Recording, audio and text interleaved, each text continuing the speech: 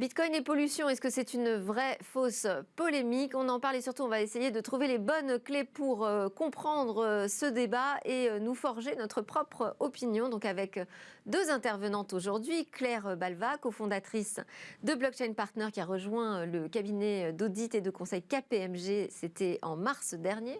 Vous êtes également co-autrice de l'ouvrage La blockchain décryptée, paru aux éditions NetExplo en 2016. Et vous faites partie des membres fondateurs de l'ADAN, l'association pour le développement des actifs numériques. Par Skype, nous avons avec nous Florie Marie, qui est membre du Conseil des relations publiques et porte-parole du Parti pirate français.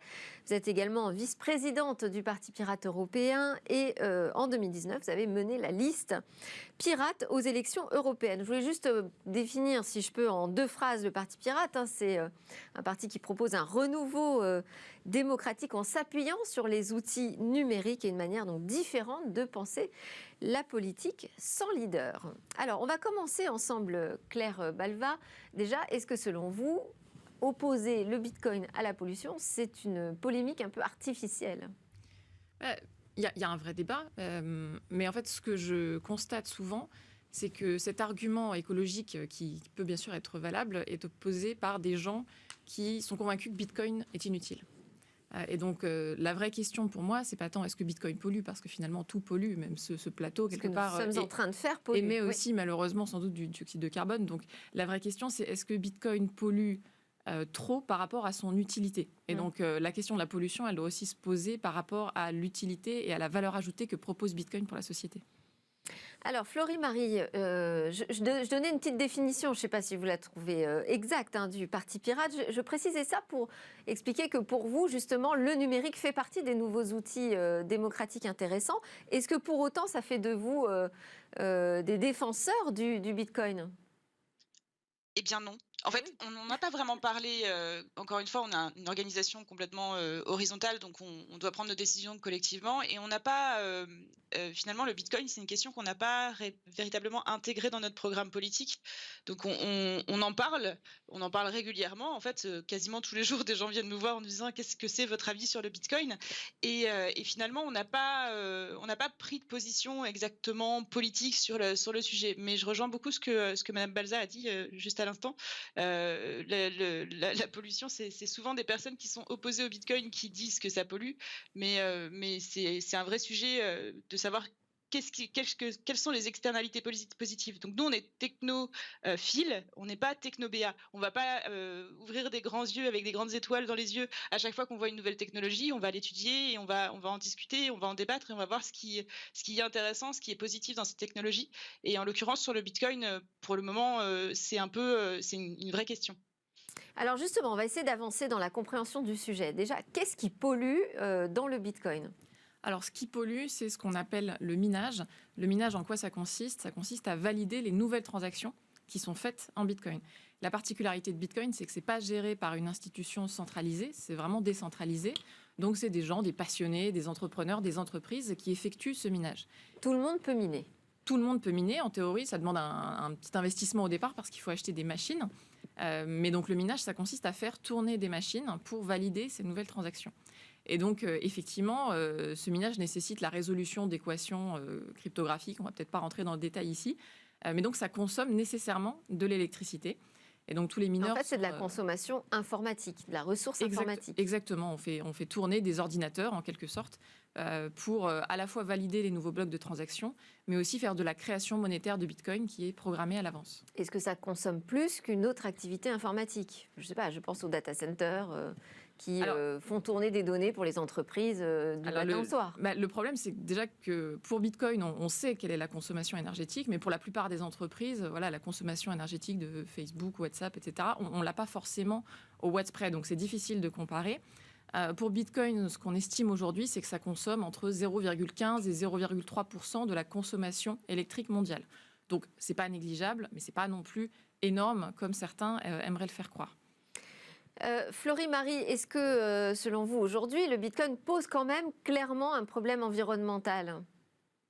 Oui, pour tout ce que vient d'expliquer Mme Balza, mais en fait, aujourd'hui, le Bitcoin est surtout miné en Chine. En fait, une grosse partie des mineurs sont établis en Chine aujourd'hui, et la Chine produit de l'électricité de manière, enfin, avec sur la base d'énergie fossile. Donc forcément, il y a une émission de CO2 qui va être assez importante sur le minage de Bitcoin aujourd'hui. Par ailleurs, le Bitcoin nécessite énormément de ressources, des ressources. Aujourd'hui, on utilise, Madame Balza disait du matériel informatique. En fait, plus précisément, on va utiliser aussi surtout des cartes graphiques. Et les cartes graphiques, aujourd'hui, on a une pénurie des cartes graphiques de haut niveau, enfin des cartes graphiques les plus chères aujourd'hui. Elles sont en pénurie, on ne peut pas en trouver facilement. Donc, on va avoir une consommation électrique qui va être importante, qui va être aujourd'hui de l'électricité produite avec des énergies fossiles. Et on va avoir une consommation de ressources importante aussi, qui va provoquer parfois des pénuries. Donc, en un sens, forcément, il y a une pollution quelque part. Alors, le problème, c'est le volume finalement qui est posé. C'est-à-dire que plus le Bitcoin a du succès, plus c'est une industrie polluante. Alors, pas forcément, mais effectivement, quand le cours du Bitcoin monte, ça devient un peu plus rentable de miner. Donc, il y a un attrait économique. Et à l'inverse, quand le cours baisse, c'est un peu moins rentable de miner. Donc, effectivement, il y a un enjeu économique derrière ça. Pour compléter peut-être ce qui a été dit, c'est vrai qu'il y a beaucoup de mineurs en Chine aujourd'hui. Et d'ailleurs, la Chine a décidé de bannir le Bitcoin parce que ça générait des réouvertures pratiquement de centrales à charbon. Il n'y a pas eu d'interdiction, mais effectivement, il y a des restrictions qui commencent à être discutées. Et donc, la Mongolie intérieure, par exemple, a décidé de sanctionner certains mineurs qui aujourd'hui se posent la question de partir en Amérique du Nord. Ouais. Donc, on se rend compte que ça va aussi se rééquilibrer. Et aujourd'hui, on estime qu'il y a à peu près 40% de l'énergie du minage de Bitcoin qui provient des électricités de sources renouvelables. Donc, c'est pas non plus que du charbon et que de l'énergie carbonée, bien au contraire. Combien de pourcentage, vous avez dit, d'énergie renouvelable ? À peu près 40%. C'est une étude de Cambridge. Ok, c'est quand même pas négligeable. Finalement, Florie-Marie, est-ce que la question, c'est pas ça ? C'est le Bitcoin pourrait prendre un virage justement plus vert, peut-être, qui permettrait de mettre fin à toute cette polémique ? Oui, en fait, j'entends bien 40% des énergies renouvelables. Bon, c'est quand même 40% des énergies renouvelables qui sont utilisées pour la production, enfin, du coup, pas 40% des énergies renouvelables, mais 40% des énergies, enfin, beaucoup d'énergies renouvelables qui sont utilisées pour la production de Bitcoin. Oui. Et ça, c'est quand même assez important. En fait, ce qui va être intéressant là sur cette question de Bitcoin, c'est que effectivement, ceux qui vont acheter du Bitcoin, ils ont tout intérêt à ce que ça utilise une énergie renouvelable pour justement l'environnement et pour faire en sorte que ça consomme moins ou que ça donne l'impression que c'est beaucoup plus environnementalement compatible en fait avec les enjeux qu'on a aujourd'hui. Mais finalement, la question qu'on va se poser, c'est surtout est-ce que c'est nécessaire, et Madame Balza l'a dit au début, hein, est-ce que c'est nécessaire de consommer autant d'énergie pour cette monnaie si derrière l'utilisation qu'on va en faire va être intéressante. Le Bitcoin aujourd'hui et dans quelques années, c'est une monnaie finie en fait, le Bitcoin. Donc dans quelques années, le Bitcoin il y aura plus possibilité de miner. Donc est-ce que réorienter notre économie de manière à pouvoir accueillir correctement le Bitcoin est une bonne idée, ou est-ce qu'on ne devrait pas essayer plutôt de faire en sorte qu'il y ait d'autres crypto-monnaies qui sont elles moins gourmandes en énergie globalement ou en ressources, qui pourraient être elles plutôt développées, ou en tout cas sur lesquelles on pourrait miser un peu plus que sur le Bitcoin. Oui, alors la question donc de l'utilité, c'est pas tellement l'utilité des cryptoactifs, que ça aujourd'hui on a compris que c'était une tendance de fond et c'est aussi une alternative. D'ailleurs, Florie-Marie, vous voudrez peut-être réagir là-dessus, mais une alternative politique et à un certain modèle de la finance mondiale. La question, c'est le Bitcoin. Oui, mais le Bitcoin aujourd'hui... Parce qu'il y a d'autres monnaies qui sont moins problématiques. Tout à fait. Alors, il y a certaines autres crypto-monnaies qui, effectivement, sont déjà passées ou envisagent de passer sur des protocoles de gestion du consensus moins énergivores. Mais là, ce qu'il faut bien voir aussi, c'est qu'avec Bitcoin et avec ce protocole qui consomme, on va dire, de l'électricité, on arrive aussi à financer des sources d'énergie renouvelable qui ne trouveraient pas forcément preneurs sinon. Et pourquoi le Bitcoin serait un moyen de financer ces énergies renouvelables ? Parce qu'en fait... un mineur de Bitcoin, ce qu'il va chercher, c'est donc à être rémunéré en Bitcoin, mais aussi à minimiser son coût d'électricité, forcément pour être rentable. Et aujourd'hui, l'électricité la moins chère, c'est l'électricité qui est fatale. C'est les surplus d'énergie qui ne sont pas utilisés, qui ne sont vendus à personne. Or, dans les énergies renouvelables, il y a une intermittence qui est inhérente à ces énergies. Et donc, parfois, on va produire trop d'énergie et elle ne trouvera pas preneur. Et donc là, c'est intéressant parce que Bitcoin vient comme un outil de financement de ces énergies renouvelables et donc va permettre aussi de financer la création de centrales hydroélectriques, par exemple. Florie-Marie, une réaction là-dessus? Oui, c'est on a souvent on entend souvent cet argument-là en fait de la part des personnes qui soutiennent le Bitcoin aussi. Donc tout à l'heure on disait les personnes qui ne soutiennent pas le Bitcoin disent que ça consomme énormément d'énergie, puis les personnes qui soutiennent du Bitcoin disent que ça peut permettre de réduire les pertes liées aux énergies renouvelables. Alors effectivement, au Danemark aujourd'hui, par exemple, le Danemark aujourd'hui produit énormément d'énergie renouvelable grâce à des éoliennes. Le problème c'est qu'il en produit tellement qu'il ne peut pas la consommer, qu'il est obligé de vendre, enfin non, pardon, qu'il est obligé de payer pour que d'autres pays utilisent son énergie. Donc effectivement, oui, dans ce cas-là, ça peut être rentable. Sauf que bon, il y a quand même, il y a quand même aussi un problème avec l'énergie renouvelable globalement et c'est aussi à ce niveau-là qu'il faudrait qu'on réfléchisse à notre modèle sociétal aussi, de manière à ce qu'un pays comme le Danemark n'ait pas à payer et n'ait pas à essayer de trouver une solution ou en tout cas à s'intéresser à cette solution-là du Bitcoin, sachant que dans quelques années, la question va se reposer vu que le Bitcoin ne va pas avoir autant d'intérêt qu'aujourd'hui dans une dizaine ou une vingtaine d'années. Bon, je ne sais pas exactement quand cette monnaie sera terminée, mais du coup, oui, la question se pose.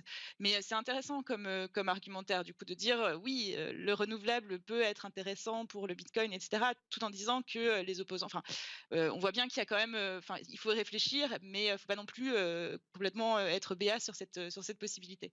En même temps, ce débat, ça permet aussi de faire avancer les choses et progresser. Et les autres crypto-actifs travaillent de plus en plus sur cette question environnementale. C'est ça. Alors, la numéro 2, qui s'appelle l'Ether, qui fonctionne sur la blockchain Ethereum, envisage, en tout cas devrait passer sur un nouveau modèle l'année prochaine, qu'on appelle la preuve d'enjeu. Et elle annonce qu'elle va réduire de 99%. C'est ça, en fait, le modèle de Bitcoin, intrinsèquement, nécessite de faire fonctionner des machines, de faire des calculs.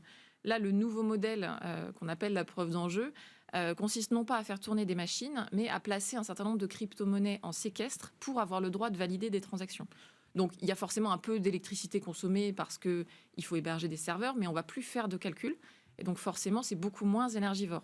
Mais voilà, on a un peu moins de retour d'expérience sur ce modèle de consensus. Donc, après, si ça marche, ce sera un très gros argument pour Ethereum.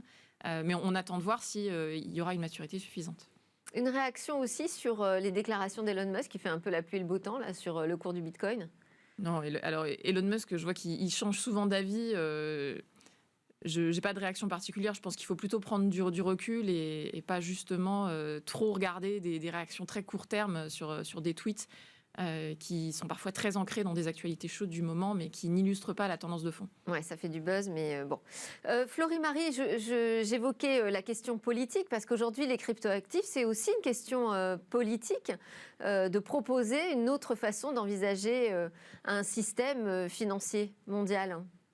Oui, bien sûr, mais en fait, c'est ce qui est intéressant avec Bitcoin et avec les crypto-monnaies, avec la blockchain globalement, c'est la remise en question du système économique actuel qui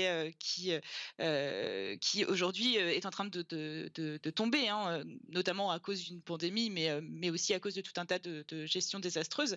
Et donc, la blockchain et les crypto-monnaies globalement, elles remettent en cause ce système le secret bancaire globalement, elles remettent en cause l'organisation économique de notre monde en fait, et pas seulement de notre pays, mais de notre monde entier, en proposant un système qui serait basé sur la confidentialité liée à l'utilisation d'internet massivement en fait. Et oui, bien sûr que c'est intéressant à étudier, c'est intéressant à voir comment ça se développe, et c'est très lié à notre façon à nous aussi au Parti Pirate de faire de la politique, qui est justement de partir du principe qu'on a le pouvoir chacun entre nos mains à nous, et que on peut prendre des décisions collectivement tous ensemble de manière complètement horizontale. Et c'est un peu ça qui est intéressant, enfin que je trouve très intéressant à titre personnel et aussi à titre militant au sein de cette technologie, c'est cet aspect décentralisé, horizontal, où chacun est responsable finalement de l'existence de la blockchain, et chacun contribue à l'existence de la blockchain. Oui, alors c'est à la fois une nouvelle offre politique, mais c'est aussi donc un nouvel outil pour mesurer la consommation énergétique finalement du système financier, parce que là on sait exactement combien de consommation énergétique est provoquée par le minage de Bitcoin. Donc finalement ça aussi c'est un progrès. C'est ça, ce serait intéressant d'ailleurs de faire la comparaison entre la consommation électrique des crypto-monnaies en général et la consommation électrique, la pollution liée au système bancaire et financier. Exactement. Ce qu'on n'a pas forcément qu'aujourd'hui comme données. Merci beaucoup pour vos éclairages à toutes les deux. Merci Florie-Marie, porte-parole du Parti Pirate, et Claire Balva, directrice blockchain et crypto chez KPMG France. Alors juste après la pause, on va partir dans la nature. C'est notre rendez-vous avec le biomimétisme.